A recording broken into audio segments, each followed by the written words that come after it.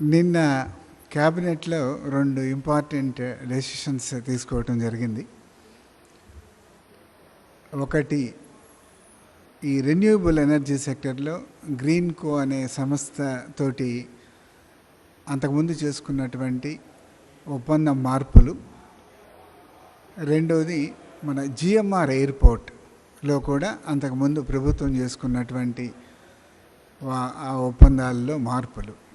అదే వీటి గురించి మాట్లాడదామని చెప్పి ఈరోజు మనం ఇక్కడ సమావేశం అవటం జరిగింది. ముందుగా మనం అర్థం చేసుకోవాల్సింది, చాలామంది సమర్థత గురించి మాట్లాడుతూ ఉంటారు. అంటే ప్రభుత్వం ఎఫిషియెంట్గా పనిచేస్తుందా, ఎఫెక్టివ్గా పనిచేస్తుందా, ఫలానా ప్రభుత్వం అసమర్థ ప్రభుత్వం, ఫలానా ప్రభుత్వం సమర్థ ప్రభుత్వం అని. సమర్థతకు కొలమానాలు ఏంటి అని మనం ఒక్కసారి ఆలోచిస్తే కామన్ సెన్స్ తోటి ఏం కనిపిస్తాయి? ప్రజలకు సంక్షేమ ఫలాలు మనం అందించేటప్పుడు లీకేజెస్ లేకుండా, ఆలస్యం కాకుండా, అర్హులందరికీ కూడా టైంలో ఇవ్వగలిగితే, ఇన్స్టెంట్గా ఇవ్వగలిగితే దాన్ని న్యాచురల్గా మనం చాలా సమర్థవంతంగా ప్రభుత్వం పనిచేస్తుంది, ప్రభుత్వం మెషినరీ పనిచేస్తుంది అని చెప్పి అనుకుంటాం. రెండోది, ప్రభుత్వం అభివృద్ధి కార్యక్రమాలు చేపట్టేటప్పుడు వర్క్స్ ప్రోగ్రామ్స్ అన్నీ కూడా ఏవైతే చేపెడతామో, ప్రాజెక్టులు కావచ్చు, ఇన్ఫ్రాస్ట్రక్చరల్ వర్క్స్ కావచ్చు, డెవలప్మెంటల్ వర్క్స్ అన్నీ కూడా చేపట్టేటప్పుడు వాటిని తక్కువ ఖర్చుకి, అంటే ఇది ప్రజల సొమ్ము కాబట్టి ప్రజల సొమ్ముని జాగ్రత్తగా కాపాడుతూ తక్కువ ఖర్చుతోటి మనం ప్రజలకు ఎక్కువ ఉపయోగం చేయగలిగితే, కాంట్రాక్టర్లకు తక్కువ లాభం వచ్చేటట్లు చేయగలిగితే దాన్ని సమర్థత అంటాం. మీరు మొట్టమొదటి నేను చెప్పినటువంటి సమర్థతకు ప్రామాణికం తీసుకుంటే, మీకు తెలుసు ఈ ప్రభుత్వం వచ్చిన తర్వాత ఎన్నో సంక్షేమ పథకాలు, అంటే పెన్షన్స్ కాడి నుంచి, ఓల్డ్ ఏజ్ పెన్షన్స్ కాడి నుంచి, సోషల్ వెల్ఫేర్ పెన్షన్స్ కాడి నుంచి, అమ్మ ఒడి, రైతు భరోసా, ఇలా ఎన్నో పథకాలు అన్నీ కూడా ఇన్స్టెంట్గా అదే రోజు వాళ్ళ ఇంటి దగ్గర లేకపోతే వాళ్ళ బ్యాంక్ అకౌంట్లో డబ్బు జమ అయ్యే విధంగా ఏర్పాటు చేయటం జరిగింది. అదేంటంటే, ఒక విజనరీ చీఫ్ మినిస్టర్ మనకు ఉండటం వల్ల వారు ఈ పథకాలను ఈ విధంగా అమలు చేయాలి, అమలు చేయటానికి కావలసినటువంటి వ్యవస్థను ముందు మనం ఫీల్డ్లో ఏర్పాటు చేయాలని ఆ రోజు వాళ్ళు ముందుగా ఆలోచించేవారు.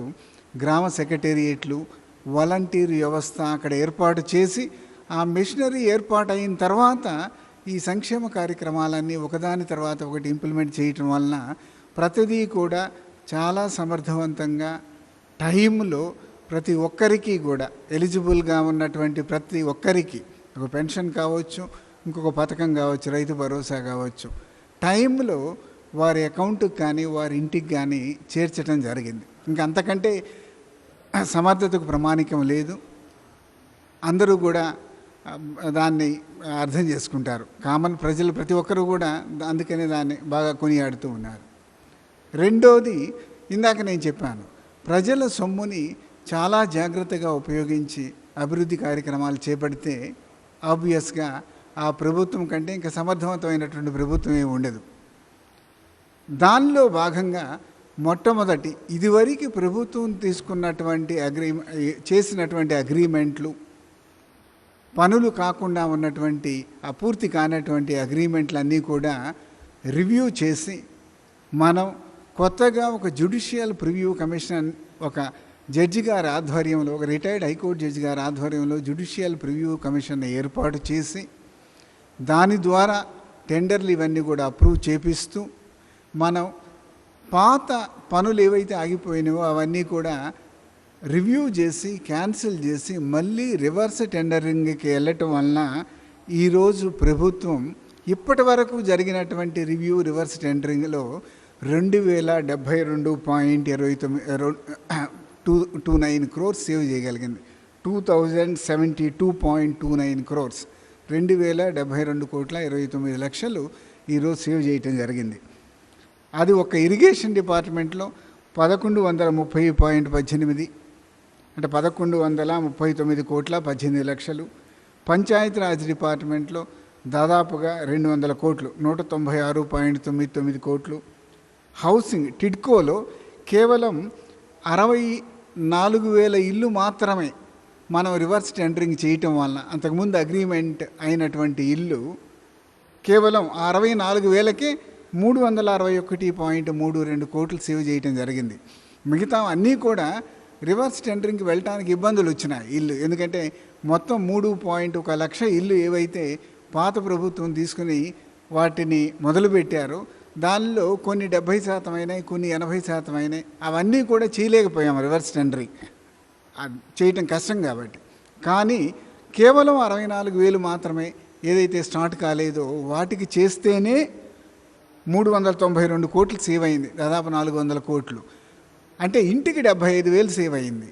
ఇదే ఆ 3.1 లక్ష ఇల్లు కూడా గత ప్రభుత్వం ఆలోచించి చేసి ఉంటే ఈ 75,000 లెక్కన 2,500 కోట్లు సేవ్ అయ్యి ఉండేది. ఈ రాష్ట్ర ప్రజల మీద అంత భారం పడేది కాదు. దురదృష్టం, కనీసం మొదలు కానటువంటి ఇల్లు మనం రివర్స్ టెండరింగ్ చేసి ఈరోజు 400 కోట్లు సేవ్ చేయటం చేశాం. అదేవిధంగా జెన్కోలో ఈ కోల్ ట్రాన్స్పోర్టు ఇది ఒకసారి రివ్యూ చేసి దాన్ని పాత కోల్ ట్రాన్స్పోర్ట్ క్యాన్సిల్ చేసి మళ్ళీ ఫ్రెష్గా టెండర్కి వెళ్ళటం వల్ల దాదాపు 193 కోట్లు దాంట్లో సేవ్ అయినాయి. ఎడ్యుకేషన్ డిపార్ట్మెంట్లో కూడా అదేవిధంగా పాత అగ్రిమెంట్లు రివ్యూ చేసి రివర్స్ టెండరింగ్ చేయటం వలన 181.29 కోట్లు సేవ్ అయింది. మొత్తం 2,072 కోట్లు ఒక్క రివర్స్ టెండరింగ్ ద్వారా మనం ప్రజల సొమ్ముని కాపాడటం జరిగింది. అది సమర్థతకు ఒక బ్రహ్మాండమైనటువంటి ఉదాహరణ. ఇకపోతే మూడోది ఇప్పుడు ముఖ్యంగా చెప్పదలుచుకున్నది, మనం 2 అగ్రిమెంట్లు అంతకుముందు ఏదైతే పాత ప్రభుత్వం జీవోలు ఇచ్చి అమలు చేయాలని చెప్పి ప్రయత్నం చేసిందో వాటిని రివ్యూ చేయటం వలన జరిగినటువంటి ఆదా ఇప్పుడు నేను ఎక్స్ప్లెయిన్ చేస్తాను. ఒకటి గ్రీన్కో అనే సంస్థతోటి ఒక రెన్యూవబుల్ ఎనర్జీకి సంబంధించినటువంటి కాంట్రాక్ట్. దీనిలో ఏంటంటే మన ఈ రెన్యూవబుల్ ఎనర్జీ అనేది అది మీకు ఫర్మ్ ఎనర్జీ కాదు, అంటే 24 గంటలు ఉండదు. పగలు సోలార్ ఎనర్జీ ఉంటుంది, రాత్రి విండ్ బాగా ఫ్లో అయితే అప్పుడు జనరేట్ అవుతుంది, కాన్స్టెంట్గా అది ఫ్లో కాదు. అటువంటప్పుడు ఈ రెన్యూవబుల్ ఎనర్జీ కూడా సమస్యలు క్రియేట్ చేస్తుంది, ఎందుకంటే అది లేనప్పుడు మళ్ళీ మనం దాన్ని థర్మల్ పవర్ తోటి కాంప్లిమెంట్ చేయాలి. తక్కువ టైంలో ఈ థర్మల్ యూనిట్స్, థర్మల్ పవర్ ప్లాంట్స్ని మనం స్టార్ట్ చేయవలసి వస్తుంది. అందుకని ప్రపంచవ్యాప్తంగా సొల్యూషన్స్ ఏంటంటే హైబ్రిడ్ ప్రాజెక్టులు వస్తాయి. అటు విండు, ఇటు సోలారు, హైడ్రో 3 కలిపి మనము కాంప్రహెన్సివ్గా ఎవరన్నా డిజైన్ చేసి ముందుకు తీసుకురాగలిగితే ఒక ఎనర్జీని మనము ఎఫిషియెంట్గా తక్కువ ఖర్చుకి 24 గంటలు కూడా అందించిన వాళ్ళం అవుతాము అనే ప్రయత్నాలు చాలామంది చేస్తూ ఉంటే దానిలో ఈ గ్రీన్కో అనే సంస్థ దాదాపు మాకు 4,600 ఎకరాలు భూమి కనుక మనకు రాయలసీమ ప్రాంతంలో ఇస్తే మేము ఒక comprehensive renewable energy project implement చేస్తాము. దీంట్లో 550 మెగావాట్లు ఏమన్నా విండ్ పవరు, 1000 మెగావాట్లు సోలార్ పవరు, బ్యాలెన్స్ 1680 మెగావాట్లు ఏమన్నా రివర్స్ పంపింగ్ ప్రాజెక్ట్, అంటే హైడ్రో ప్రాజెక్ట్. అంటే ఈ పవర్ చీప్గా ఉన్నప్పుడు వాళ్ళు ఈ పవర్ను ఉపయోగించి వాటర్ని వేరే చోటుకు పంపిస్తారు, పైకి ఒక ఎలివేటెడ్ ఏరియాకి పంపిస్తారు, పైన రిజర్వాయర్ కానీ ట్యాంక్ కానీ కట్టి. ఎప్పుడైతే మనకు అవసరం అవుతుందో ఈ పవర్ అవైలబుల్ కాదో, ఈ చీప్ పవర్, అప్పుడేమైనా దాని నుంచి మన హైడ్రో పవర్ ప్రాజెక్ట్ లాగా దాన్ని మళ్ళీ ఎనర్జీ జనరేట్ చేస్తారన్నమాట. దీంతోపాటు కొంత స్టోరేజ్కి కూడా అవకాశం ఉంది. ఇప్పుడు బ్యాటరీ సిస్టమ్స్ వస్తున్నాయి, దాన్ని కొంత స్టోర్ కూడా మనం స్టోర్ చేసేటువంటి అవకాశం కల్పిస్తుంది. ఇవన్నీ మెకానిజమ్స్ ఉపయోగించి మనకి 24 గంటలు కూడా పవర్ అందే ఏర్పాటు చేస్తారు. ఇటువంటి పవర్ ప్రాజెక్ట్ పెడతాము అని చెప్పి అంతకు ముందుకు వస్తే 4,600 ఎకరాలు కావాలని గత ప్రభుత్వం ఒక జీవో ఇచ్చేసి, ఎస్ మేము ఇచ్చేస్తున్నాము 4,600 ఎకరాలని ఒక జీవో ఇచ్చి దానికి కేవలం 2.5 లక్షలు మాత్రమే ఎకరానికి రేటు నిర్ణయించడం జరిగింది. అయితే ఈ ప్రభుత్వం, ఇందాక నేను చెప్పాను కదా, సమర్థతకి ప్రతీకగా ఉన్నటువంటి ఈ ప్రభుత్వం ఒక్కసారి మళ్ళీ వాళ్ళతో కూర్చొని రివ్యూ చేద్దాం, వారు ఎంతో బెనిఫిట్ అవుతారు ఇంత తక్కువ ఖర్చుతో ఇస్తే అని చెప్పి వాళ్ళని కూర్చోబెట్టి నెగోషియేట్ చేసి 5 లక్షలకి అదే ప్రాజెక్టుని ఇంకా ఏ పారామీటర్ మీద కాంప్రమైజ్ కాకుండా వారు 5 లక్షలకి ఎకరం తీసుకునే విధంగా ఒప్పించడం జరిగింది. ఒక్కదాని వలన మనకి దాదాపు 120 కోట్లు ఈరోజు మనకు ప్రభుత్వానికి అదనపు ఆదాయం వస్తుంది. ఇది ఒకటే కాకుండా అంతకుముందు అగ్రిమెంట్ కేవలం ల్యాండ్ 2.5 లక్షలకి ఇస్తాం, ఇక అదంతా మీ ఇష్టం, ఇంకా మనకు వాళ్ళతో సంబంధం లేదు. అలా కాకుండా ఇప్పుడు ఏమన్నా మనము ఈ రెన్యూబుల్ ఎనర్జీ ట్యాక్స్ అని చెప్పి ఒక ఛార్జ్ అని చెప్పి ఒకటి మనం ఏర్పాటు చేసి, ఒక డెవలప్మెంట్ ఛార్జ్ అని చెప్పి ఒకటి ఏర్పాటు చేసేసి, మీరు ప్రతి సంవత్సరం కూడా మెగావాట్కి ₹1,00,000 ప్రభుత్వానికి కట్టాలి అని చెప్పి ఒక నిబంధన ఏర్పాటు చేయడం జరిగింది. దానికి అదే కాకుండా ఇందాక చెప్పినటువంటి పంపింగ్ ప్రాజెక్టుకి ఒక 25 సంవత్సరాల పాటు ₹1,00,000 అదనంగా మెగావాట్కి, 25 సంవత్సరాలు దాటిన తర్వాత 2 లక్షలు కట్టే విధంగా కూడా ఒక నిబంధన ఏర్పాటు చేయడం జరిగింది. దీని వలన మనకి సంవత్సరానికి దాదాపు ₹40 కోట్ల అదనంగా రికరింగ్ ఇన్కమ్ అన్నమాట. అంటే ఈ ప్రాజెక్టులు, హైడ్రో పవర్ ప్రాజెక్టులు దాదాపు 100 సంవత్సరాలు ఉంటాయి. రెన్యూబుల్ ఎనర్జీ ప్రాజెక్టులు 30 సంవత్సరాలకు వీక్ అయినా మళ్ళీ దాన్ని రిప్లేస్ చేసుకుంటూ ఉండొచ్చు, రిప్లేస్ చేసుకుంటూ సెల్స్ మార్చుకుంటూ ఉండొచ్చు. హైడ్రో పవర్ ప్రాజెక్టు 100 సంవత్సరాలు ఉంటాయి. అంటే ఈ విధంగా 100 సంవత్సరాల పాటు సంవత్సరానికి 40 కోట్లు అంటే 4,000 కోట్లు అదనంగా ప్రభుత్వానికి ఆదాయం వచ్చే ఏర్పాటు చేయటం జరిగింది. ఇంకా మనం ఏ నిబంధనలు మార్చలా, పాత ఆ గ్రీన్కో వాళ్ళు పెట్టినటువంటి ప్రాజెక్ట్ రిపోర్ట్ యాజ్ ఇట్ ఈస్గా పెట్టి 120 కోట్లు వాళ్ళు అదనంగా భూమికి మనకు కట్టేటట్లు, ప్రతి సంవత్సరం కూడా 40 కోట్లు అదనంగా మనకు దాదాపు ప్రభుత్వానికి ఇచ్చేటట్లు 4,000 కోట్లు ఆ ప్రాజెక్ట్ పీరియడ్లో మనకు వచ్చే విధంగా రివ్యూ చేసుకుని ఒక సమర్థవంతంగా వారితో అగ్రిమెంట్ చేసి ఒప్పించి నిన్న క్యాబినెట్ దాన్ని అనుమతించడం జరిగింది. అదేవిధంగా భోగాపురం ఎయిర్పోర్ట్ కూడా మీకు తెలుసు, 2,703 ఎకరాలు అంతకుముందు ప్రభుత్వం జిఎంఆర్ కన్సార్షియంకి ఎయిర్పోర్ట్ ఏర్పాటు చేయడానికి ఒక జీవో ఇచ్చారు. దాన్ని కూడా ఒకసారి రివ్యూ చేసుకుని ఈరోజు భూమి విలువలు పెరుగుతూ ఉన్నాయి. ప్రజల భూమి, ప్రభుత్వ భూమి ఊరిక ఇష్టం వచ్చినట్లు పందేరమలాగా చేయకుండా, తర్వాత భూమి దొరకదు తక్కువ కాస్ట్కి ఇవ్వకుండా ఒకసారి వాళ్ళతో నెగోషియేట్ చేసి మీకు ప్రస్తుతానికి మీ ఎయిర్పోర్ట్ ఏర్పాటు చేసుకోవడానికి 2,200 ఎకరాలు సరిపోతుంది, 500 ఎకరాలు మీరు ప్రభుత్వానికి వదిలిపెట్టండి అని చెప్పి వాళ్ళ చేత ఒప్పించడం జరిగింది. ఈరోజు ఆ మెమరాండం ఆఫ్ అండర్స్టాండింగ్ కూడా మన ఇన్ఫ్రాస్ట్రక్చర్ డిపార్ట్మెంట్ జిఎంఆర్తో చేసుకోవడం జరిగింది. ఆ విధంగా 500 ఎకరాలంటే ఈరోజు దాదాపుగా అక్కడ 3 కోట్ల రూపాయలు ఉందంటున్నారు. ఎకరం అంటే 1,500 కోట్లు. అది రేపు ఎయిర్పోర్ట్ వస్తే అది ఎకరం 10 కోట్లు అమ్మొచ్చు, అంటే 5,000 కోట్లు అమ్మొచ్చు. ప్రభుత్వం ముందు చూపుతోటి సమర్థవంతంగా ప్రజల సొమ్ము దుర్వినియోగం కాకుండా ప్రజల ఆస్తులు ఇష్టం వచ్చినట్లు ఎవరికి పడితే వాళ్ళకి ఏ విధంగా పడితే ఆ విధంగా ఇవ్వకుండా తీసుకుంటున్నటువంటి జాగ్రత్తల వలన, సమర్థవంతంగా వాళ్ళతో బార్గెనింగ్ చేయటం వలన ఈరోజు ప్రభుత్వానికి వచ్చినటువంటి, ప్రభుత్వం అంటే ప్రజలకు వచ్చినటువంటి లాభం ఇది. ఒక ఎయిర్పోర్ట్లో మనం 500 ఎకరాలు సేవ్ చేయడం జరిగింది. 1,500 కోట్లు ఈరోజు, రేపు 5,000 కోట్లు విలువ చేసే భూమిని. ఒక ఎలక్ట్రిక్ ప్రాజెక్ట్, మన రెన్యూవబుల్ ఎనర్జీ ప్రాజెక్టులో దాదాపు 4,000 కోట్లు ఆ ప్రాజెక్టు పీరియడ్లో ప్రభుత్వానికి వచ్చే విధంగా మనం సమర్థవంతంగా చర్యలు తీసుకోవడం జరిగింది. ఇందాక నేను చెప్పినాను, రివర్స్ టెండరింగ్ ద్వారా ఆల్రెడీ అగ్రిమెంట్ అయినటువంటి వర్క్స్ రివ్యూ చేసి దాంట్లో 2,072 కోట్లు సేవ్ చేయడం జరిగింది. మనం సంక్షేమ పథకాలు ఇంప్లిమెంట్ చేయటంలో ఎక్కడా కూడా లీకేజెస్ జరగటానికి వీలు లేకుండా ఒక సమర్థవంతమైనటువంటి గ్రాస్ రూట్లో వాలంటీర్ అండ్ గ్రామ సచివాలయ వ్యవస్థ ఏర్పాటు చేసి ప్రజలకు ఏ లీకేజెస్ లేకుండా, కరప్షన్ లేకుండా వాళ్ళకి అందవలసినటువంటి ఫలాలు అందే విధంగా చర్యలు తీసుకోవటం జరిగింది. అందుకోసమే చెప్తున్నాను, పబ్లిసిటీలు ఇచ్చేటటువంటి ప్రభుత్వం కాదు ఇది. ఆడంబరాలు లేని సమర్థతకు ఈ ప్రభుత్వం ప్రతీక. ఆడంబరాలు లేని సమర్థతకు ఈ ప్రభుత్వం ప్రతీక అని చెప్తూ నేను ఈ విషయం మీ అందరితో పంచుకుందామని చెప్పి ఈరోజు ఇక్కడకు సమావేశం అవ్వటం జరిగింది. Thank you.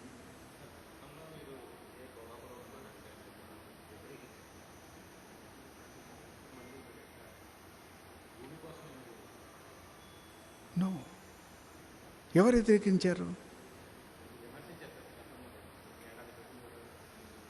లేదు, నాకు తెలిసి దేనికోసం విమర్శించారో చెప్తే నేను దానికి సమాధానం చెప్తాను.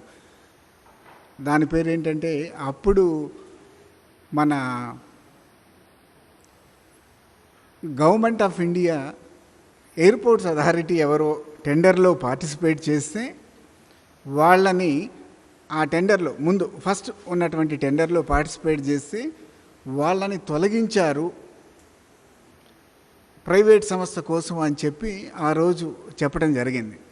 తరువాత ఈ టెండర్ కండిషన్సే గత ప్రభుత్వం మార్చేసి వాళ్ళు అంటే ప్రభుత్వ సంస్థలు ఏవి కూడా పార్టిసిపేట్ చేయకుండా నిబంధనలు తీసుకొచ్చారు. ఆ నిబంధనల ప్రకారము తర్వాత ఓన్లీ ప్రైవేట్ ప్లేయర్స్కే ఈ కాంపిటీషన్ ఏర్పాటు చేయడం జరిగింది.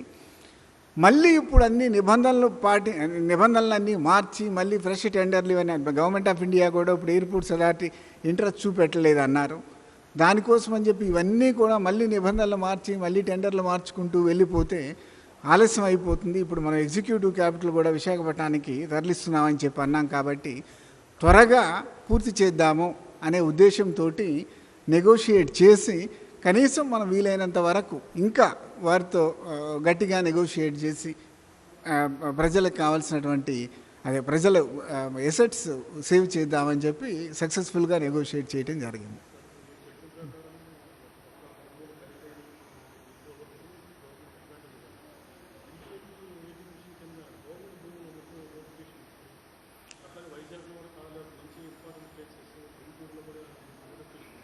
కరెక్ట్. అవేమన్నా మనం ఎవరికి ఫ్రీగా ఇవ్వటం లేదు కదా, అవి డెవలప్ చేసే ప్రాసెస్. వాళ్ళు ఏంటంటే రెవెన్యూ జనరేట్ చేసుకోవటం కోసం బిల్డ్ ఏపీలో డెవలప్ చేయటానికి డెవలప్మెంటల్ కోసం అని చెప్పి ఇప్పుడు కనుక మీకు 1000 గజాల స్థలం ఉంటే డెవలప్మెంట్కి కనుక ఇస్తారు కదా, డెవలప్మెంట్కి ఇస్తే డెవలప్ చేసిన తర్వాత మార్కెట్ రేటు ప్రకారం through a proper market competition మార్కెట్లో రియలైజేషన్ చేసినటువంటి ప్రైస్ ప్రకారం మీకు షేర్ చేస్తారనే ఉద్దేశంతో ఆ ప్రయత్నం మొదలుపెట్టారు. దాన్ని అంటే ఇప్పుడు నా దగ్గర కంప్లీట్ డీటెయిల్స్ ఎక్కడెక్కడ ఏంటి అనేది దాన్ని తప్పనిసరిగా ఇంకోసారి షేర్ చేసుకుందాం, డిస్కస్ చేసుకుందాం.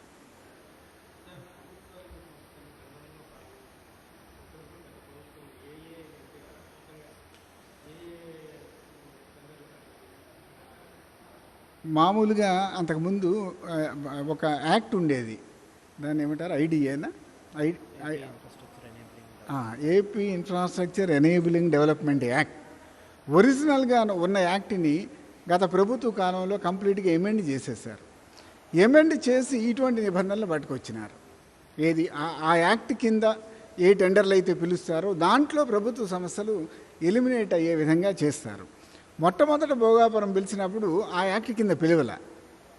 తరువాత ఎప్పుడైతే ఈ సమస్య వచ్చిందో టెండర్ క్యాన్సిల్ చేసేసి మళ్ళీ ఆ ఏపీ ఇన్ఫ్రాస్ట్రక్చర్ ఎనేబులింగ్ యాక్ట్ కింద టెండర్లు పిలవటం జరిగింది. ఆ యాక్ట్ కింద ఏ టెండర్లు పిలిచినారో ఏంటి అనేది ఇప్పుడు నా దగ్గర ఇన్ఫర్మేషన్ లేదు. తప్పనిసరిగా తర్వాత కలెక్ట్ చేసి మీకు ఇస్తాను.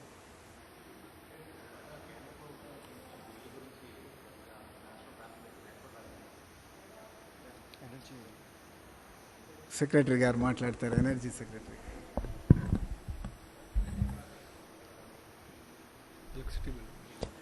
ఎలక్ట్రిసిటీ బిల్ మనకి డిస్ట్రిబ్యూషన్ కంపెనీలు తర్వాత ట్రాన్స్కోకి వారి యొక్క అభిప్రాయాల మేరకు వివిధ అంశాల మీద రెస్పాన్స్ ఇవ్వడం జరిగింది. దాంట్లో ప్రధానంగా మనం చెప్పింది ఇవి జనరేటింగ్ కంపెనీలకి ఎక్కువ అవసరానికి మించి ప్రొటెక్షన్ కల్పిస్తున్నాయి అన్నది ఒకటి. తర్వాత రెండవది రాష్ట్ర ప్రభుత్వ అధికారాలు ఏవైతే ఉన్నాయో అవి కేంద్ర ప్రభుత్వానికి బదలాయించడం అన్నది రెండవది. రెండు అంశాల మీద ఇది సమంజసంగా లేదని చెప్పి చెప్పడం జరిగింది. మొదటిది ఎందువల్లంటే మనకి జనరేటింగ్ కంపెనీలకి అవసరానికి మించి రక్షణ కల్పించినట్లయితే మనకి వినియోగదారులు యొక్క రేట్లు కానీ లేకపోతే ఇండస్ట్రీస్కి ఇచ్చేటటువంటి పవర్ పర్చేస్ కాస్ట్ పెరిగే అవకాశం ఉంది. సో అది మనకి రాబోయే కాలంలో మనకి వినియోగదారులకు కానీ లేకపోతే పరిశ్రమలకు కానీ అది అనుకూలంగా ఉండదని చెప్పి తెలియజేశాము. ఇంకా మిగతా అంశాలు కూడా ఈ ఎలక్ట్రిసిటీ కాంట్రాక్ట్ ఎన్ఫోర్స్మెంట్ అథారిటీ ఢిల్లీలో పెట్టడం వల్ల ప్రతిరోజు ఇక్కడ నుంచి 2000 కిలోమీటర్లు డిస్ట్రిబ్యూషన్ కంపెనీలు తిరగడం అనేది కష్టమవుతుంది. సో అది ఇక్కడ రాష్ట్ర పరిధిలో ఇక్కడ స్థానికంగా మనకి already state electricity regulatory authority commissions already ఉన్నాయి. వాటి పరిధిలోనే ఆ డిస్ప్యూట్ రెజల్యూషన్స్ ఏమన్నా ఉన్నట్లయితే అవి చేయాలని చెప్పి చెప్పడం జరిగింది. అట్లాగే వివిధ అంశాలు మనం దాని మీద రెస్పాన్సెస్ ఇవ్వడం జరిగింది.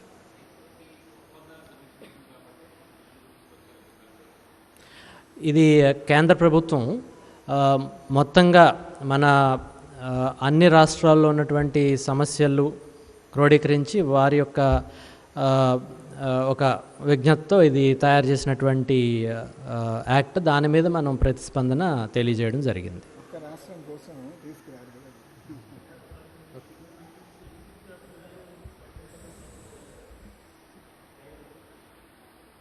అది అంటే ఇప్పుడు మీకు తెలుసు కదా, అసెంబ్లీలో ఉన్నది బిల్లు, లెజిస్లేటివ్లో పెండింగ్ ఉంది. తర్వాత మన ఏజీ గారు కూడా ఐ థింక్ లాస్ట్ టైం కోర్టులో ఇది ప్రశ్నించినప్పుడు చెప్పినట్లుంది కదా, లెజిస్లేటివ్ ప్రాసెస్ పూర్తి చేసిన తర్వాతే దాని మీద నిర్ణయం తీసుకోవడం జరుగుతుంది.